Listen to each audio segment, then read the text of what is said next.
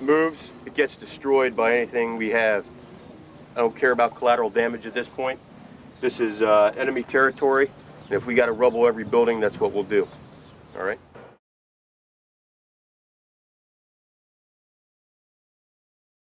The Americans were moving so fast, and they were just firing at random. We had no idea the Americans were in the area. Our neighbours, a father and his son, had a Kia van. They gave us a lift. Back at the Diyala River, the Marines were establishing defensive positions. They followed the American military doctrine of force protection, which puts the security of American personnel above all else. They were dug in, their guns pointing down the road towards Baghdad. You're not going to stand out there in a road guard vest and stop vehicles and search them. This isn't, Northern Ireland. Okay, this isn't a police post. This is combat. The first vehicle to come through was a blue minivan. We got to say about 7 or 8 city blocks away when the Marines saw it. And then everyone else then fires in unison.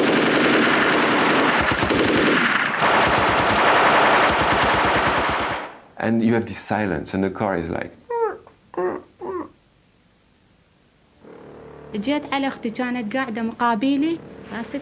My sister was hit straight away. I rushed towards her, but she'd been shot in the head. The driver and his son were shot too. The son, poor thing, didn't die immediately. There was blood spurting onto the back seat and onto the window. I looked down at my finger and saw it was dangling, almost cut off.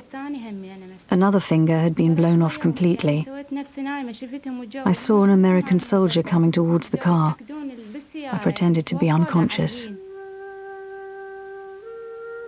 As she lay in the van, more cars drove into the American guns. Suddenly, a hand appeared in the window of the blue minivan.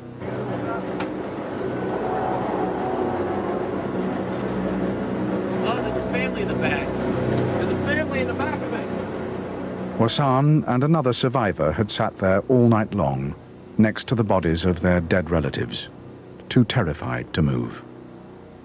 I thought they were coming to bring freedom and democracy, not to hurt people.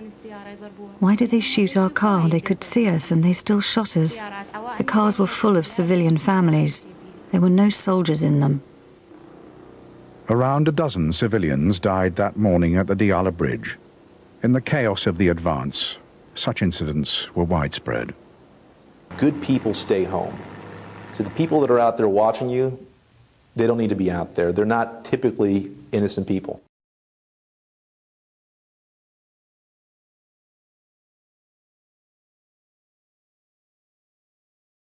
The human right to bury the dead is very ancient. In Greece, in 441 BC, Sophocles wrote a play about Antigone. Her uncle, the tyrant Creon, forbids anyone to bury her brother, who has been killed in the civil war.